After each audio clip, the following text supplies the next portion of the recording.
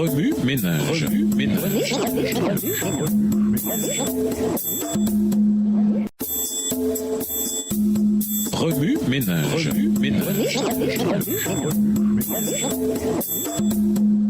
Bienvenue à votre émission Remue ménage. Nous voilà à la leçon de dimanche. Le Dieu immuable trouvé par la foi, non par les œuvres. Le but de la loi. Lisons Romains 3, verset 20. Romains 3, le verset 20. Car nul ne sera justifié devant lui par les œuvres de la loi, puisque c'est par la loi que vient la connaissance du péché.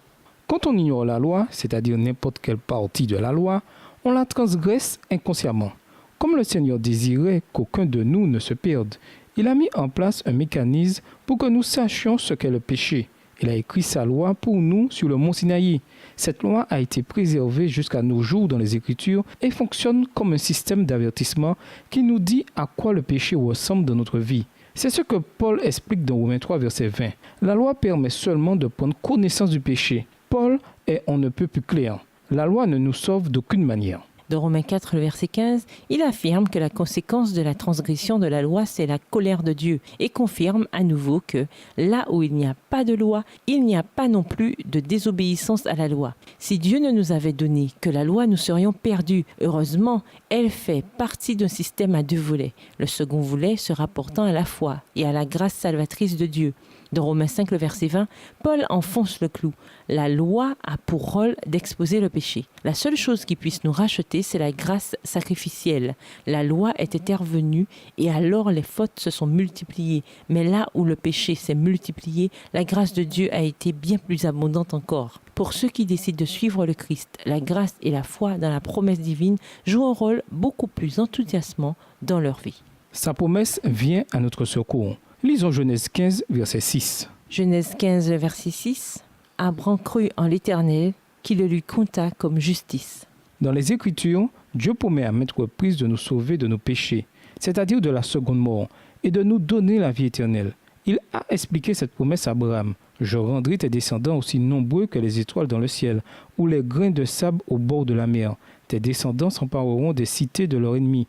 À travers eux, je bénirai toutes les nations de la terre, parce que tu as obéi à mes ordres. » Genèse 22, versets 17 et 18. Ceux qui acceptent cette promesse auront un jour la victoire sur leurs ennemis. Ils entreront dans la joie de l'éternité avec celui qui a promis de les délivrer, Jésus-Christ. La promesse n'est pas réclamée en vertu de l'observation de la loi ou de tout autre acte que nous puissions accomplir. Le Seigneur tient cette promesse sans aucune intervention de notre part. Il demande que nous nous en réclamions, non par quel grand exploit, observer la loi, mais simplement en croyant en lui, autrement dit, par la foi. Puis il fit sortir Abraham de sa tente et lui dit « Regarde le ciel et compte les étoiles, si tu le peux. » Et il ajouta « Comme elles, tes descendants seront innombrables. » Abraham eut confiance dans le Seigneur. C'est pourquoi le Seigneur le considéra comme juste. Genèse 15, versets 5 et 6. Croire dans le Seigneur semble fort simple, et cependant, cela exige une foi solide, une confiance en Jésus-Christ qu'il faut entretenir. La foi en Jésus-Christ. Lisons Galates 2, verset 16. Galates 2, le verset 16. Sachant que l'homme n'est pas justifié par les œuvres de la loi, mais par la foi en Christ Jésus.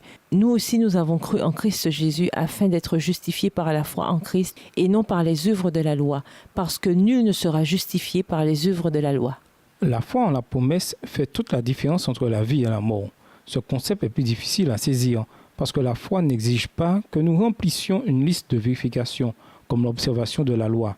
Paul fait clairement la différence entre la foi en la promesse et l'observation de la loi et atteste que c'est la première qui nous sauve. Cependant, nous savons que l'homme est reconnu juste par Dieu uniquement à cause de sa foi en Jésus-Christ et non parce qu'il obéit en tout à la loi de Moïse. C'est pourquoi nous aussi, nous avons cru en Jésus-Christ afin d'être reconnus justes à cause de notre foi au Christ et non pour avoir obéi à cette loi. Car personne ne sera reconnu juste par Dieu pour avoir obéi en tout à la loi. Galates 2, verset 16. Les œuvres impliquées dans l'observation de la loi sont mises au second rang parce que la loi, répète-t-il, joue le rôle d'indicatrice des péchés. En renonçant à tout contrôler, en mettant notre foi en Jésus et en croyant ce qu'il dit, nous entrons dans une relation éternelle avec lui. Faire confiance à notre Dieu immuable. Lisons Matthieu 5, les versets 17 et 18. Matthieu 5, les versets 17 et 18. « Ne pensez pas que je sois venu abolir la loi ou les prophètes. Je suis venu non pour abolir, mais pour accomplir. En vérité, je vous le dis, jusqu'à ce que le ciel et la terre passent, pas un seul iota, pas un seul trait de lettre de la loi ne passera jusqu'à ce que tout soit arrivé. Dieu change-t-il sa parole? Change-t-il d'idée? Paul répond par un non retentissant. Ce qui change souvent de façon imprévisible, ce sont nos attentes. Dans un texte, Paul rejette la notion selon laquelle Jésus voulait changer la parole de Dieu en abolissant sa loi et met incontestablement l'accent sur la condition immuable de sa parole. Ne pensez pas que je sois venu supprimer la loi de Moïse et l'enseignement des prophètes. Je ne suis pas venu pour les supprimer, mais pour leur donner tout leur sens. Je vous le déclare, c'est la vérité. Aussi longtemps que le ciel et la terre dureront, ni la plus petite lettre, ni le plus petit détail ne seront supprimés de la loi. Et cela jusqu'à la fin de toutes choses. Matthieu 5, les versets 17 et 18. La promesse faite à Abraham s'applique à nous aujourd'hui, ainsi qu'une autre promesse de Genèse 9. Je place mon ancre dans les nuages. Il sera un signe qui rappellera l'engagement que j'ai pris à l'égard de la terre. Il n'y aura jamais plus de grandes inondations pour anéantir la vie. Je verrai paraître l'arc-en-ciel et je penserai à l'engagement éternel que j'ai pris à l'égard de toutes les espèces vivantes de la terre. Genèse 9, les versets 13, 15 et 16. Lorsque Dieu fit cette promesse à Noé, il créa un signe visible témoignant ainsi à toutes les générations qu'il ne change pas. L'arc-en-ciel est une représentation parfaite de la surparole de Dieu. Dieu nous demande de lui faire confiance, de croire en lui et de nous réclamer de ses promesses. Remue-ménage. Considérant notre nature humaine, qu'est-ce qui est le plus difficile, observer la loi ou avoir la foi?